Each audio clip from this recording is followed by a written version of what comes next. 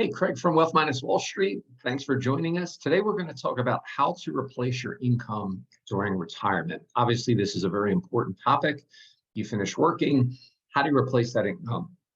How do you replace that paycheck that you've been used to getting for 30, 40 years? And what we're going to talk about is why Wall Street's model is outdated when it comes to retirement planning and income generation for you. We put together a model that's pretty simple. It follows a lot of common sense.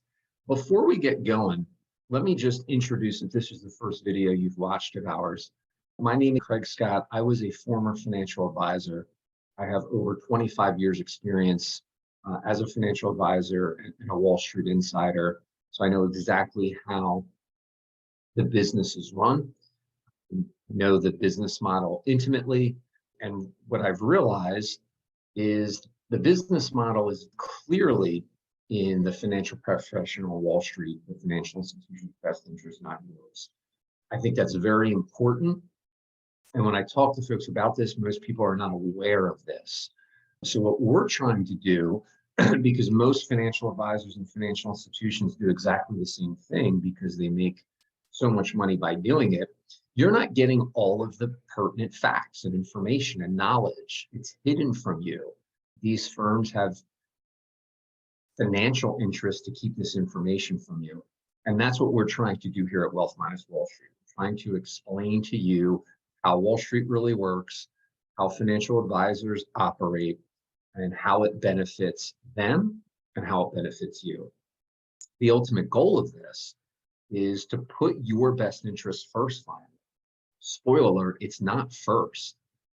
Path to profitability is ahead of yours. And we'll explain that through this video. And it's actually very easy for you to see it once you know where to look. And really, at the end of the day, what does that mean? Well, we want you to create financial freedom.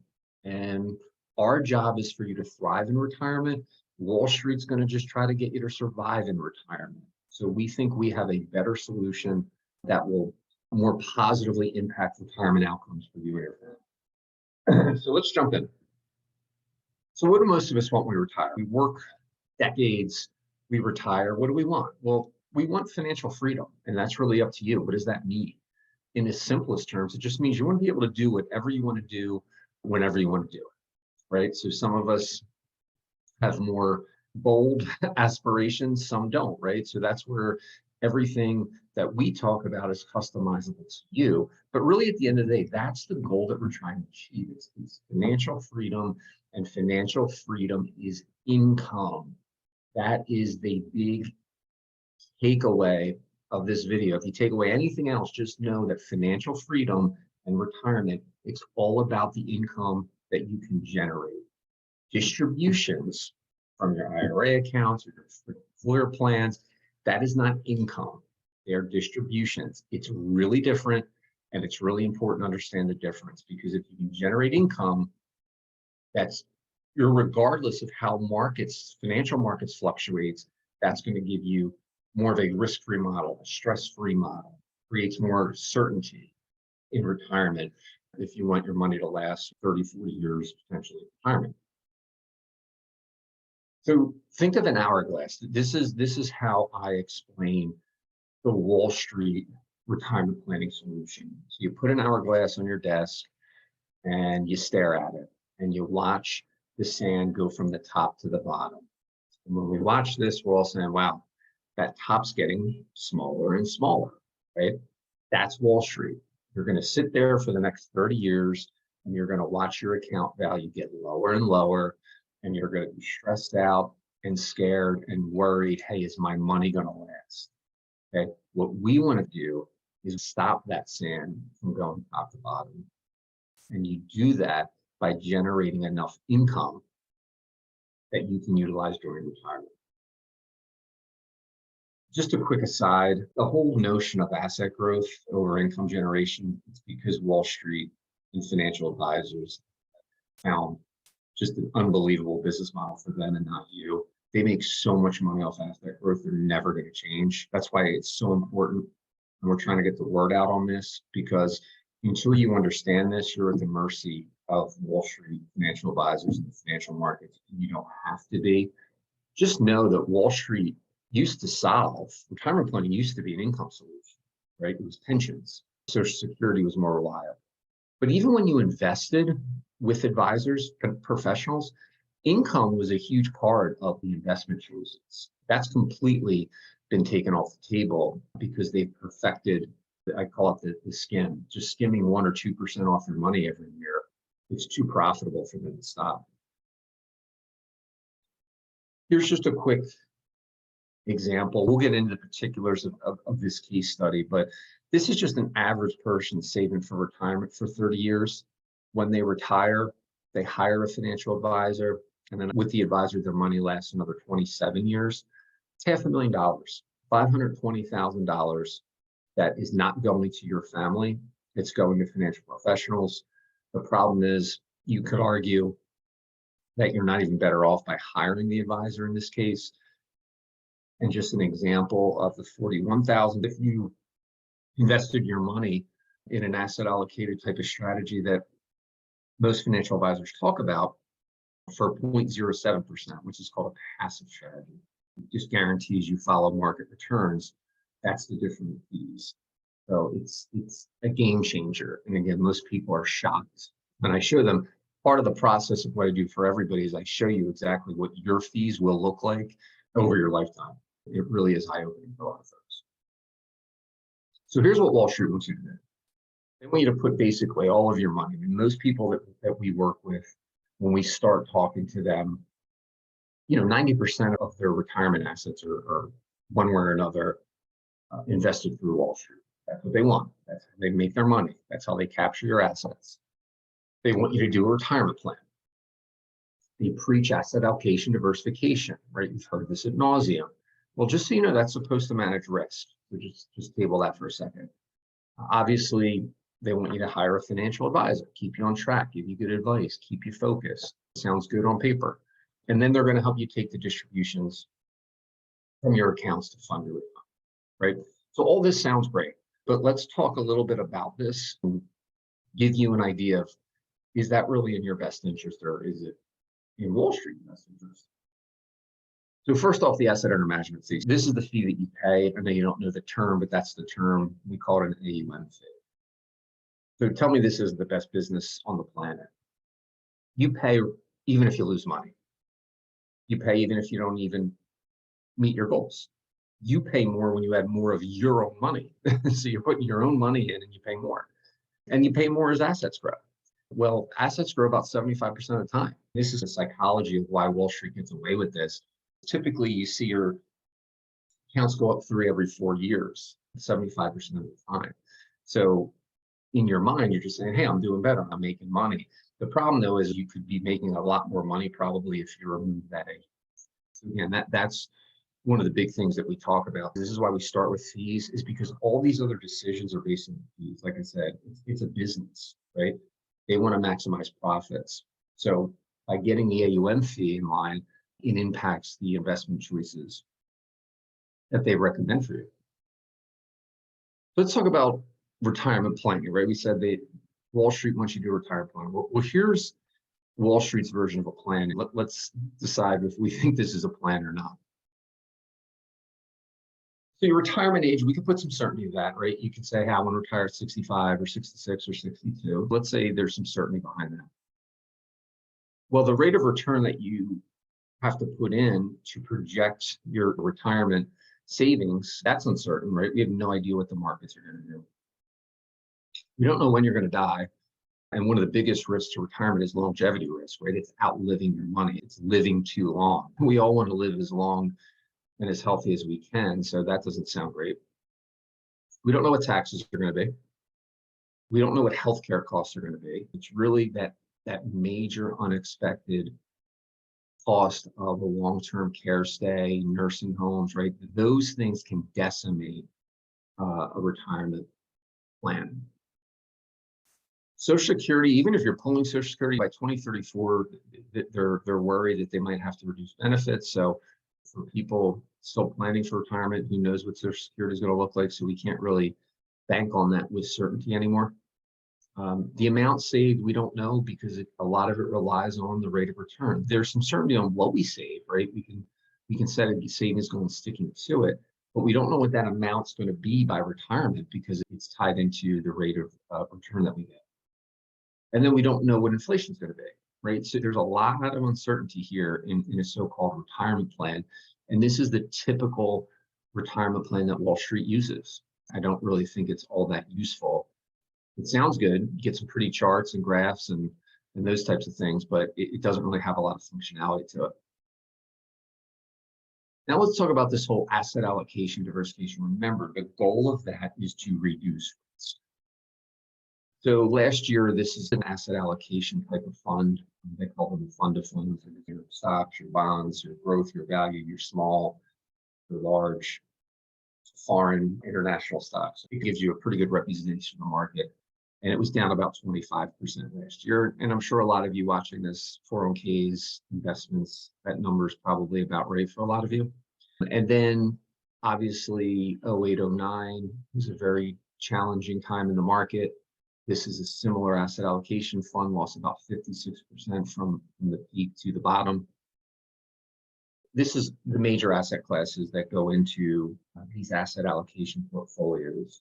I know it's a busy slide, but I just want to focus on a couple of years. 08, we just talked about bad year. You had one asset class that made money. Every other asset class down 20% or more. 2015, tough year in the market, barely keeping pace with inflation. 2018, only really one asset class made money, was cash. And 2022 last year, as we just talked about.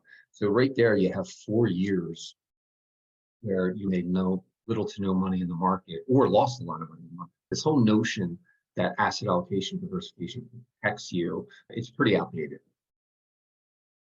So let's walk through an actual example so you can see some numbers.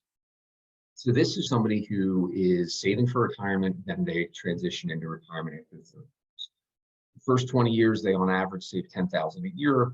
The 10 years before retirement, they ramp up their savings to $20,000. We estimate an 8% growth rate and a 0.75% annual fee inside the employer plan. Depending on the size of your employer, that could be higher or it could be low. It's a pretty good average. Obviously, when we run these projections for you personally, we'll know exactly what the fees are inside of your retirement accounts to help you make better decisions. Then we get into the distribution phase, the retirement phase. We assume that you go hire an advisor. That's why your fees now go from 0.75 to 2%. We reduce the growth rate down to 6 to reflect a more conservative approach, and we're going to withdraw 50. Now, most of these projections are run at the numbers I gave, usually like 6 to 8% growth rate. Here's an example of actual returns. So this is from a company called Dalbar. They study investor returns. They've been doing it forever. Every year they put out the latest study. And this just shows, and it's consistent, the average investor does worse than the index. There's a lot of reasons for that we won't get into on this video, but the point is it's really hard for you to even get index-like returns. So over 20 years, because it was a pretty rough 20 years in the market, the average equity stocks only did about 5.62%. Well, the average investor got about half of that, 2.88%. That's barely keeping pace with inflation. So you have to think about the numbers that are run on these plans. It's projection, it's hope. You have no idea if you're going to get those rates. But anyway, let's just assume the numbers that you did beat that and you got set net 7.25 and 4% in retirement. And essentially, you're going to see a point in time where these lines go in opposite directions. And this is how impactful financial advisory fees are for you.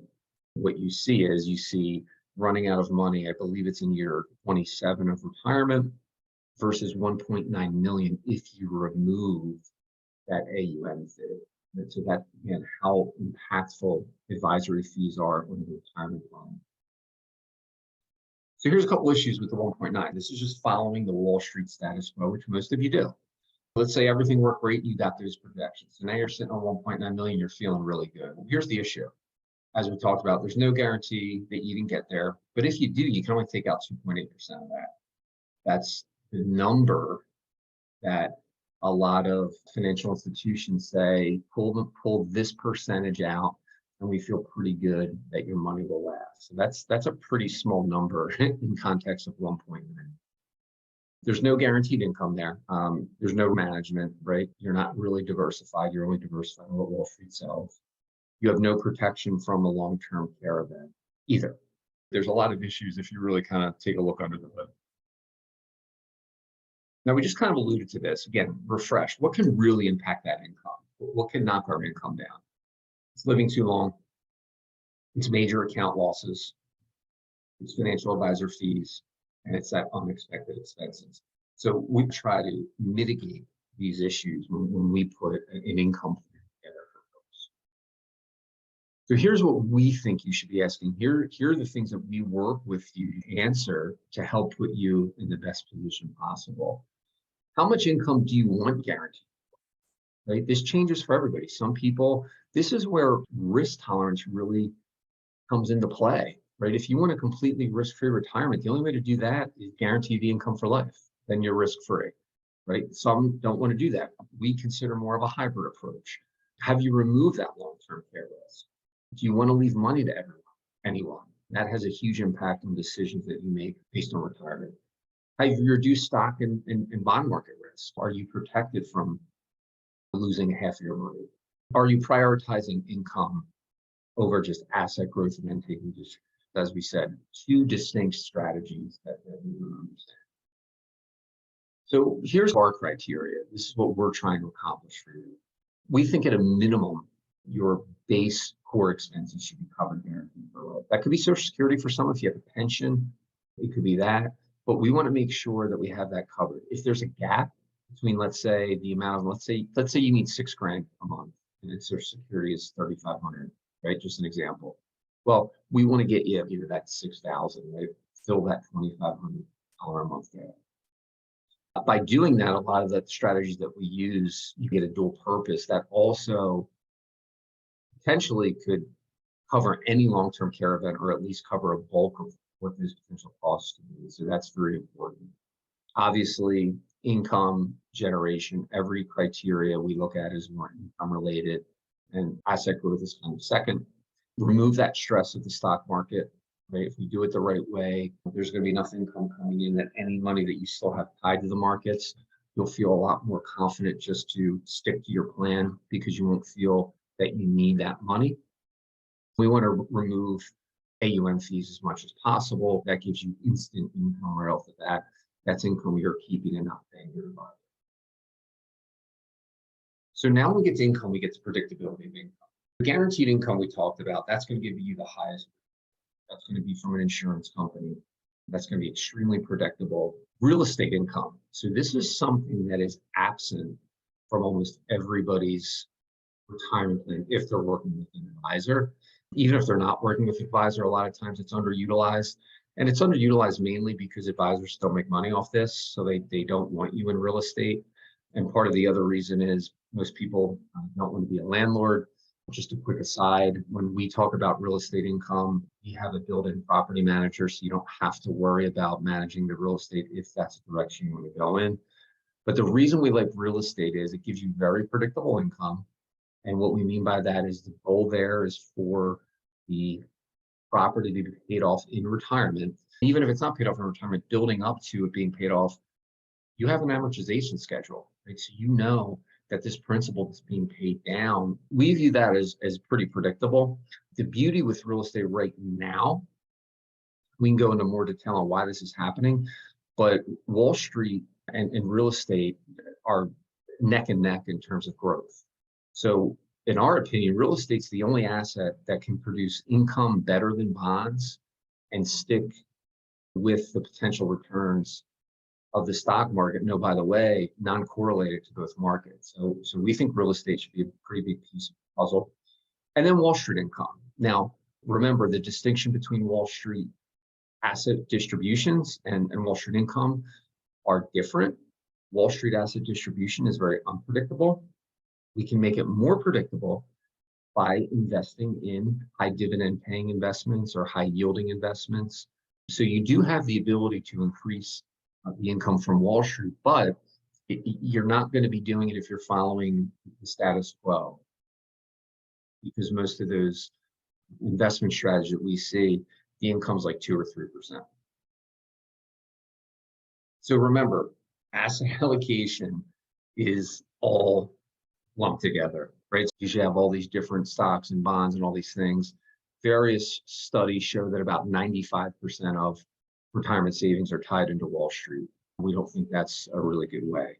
Our example is the three buckets that we talked about. It's real estate, insurance income, and it's Wall Street. Now, those allocations, we don't care, we're agnostic.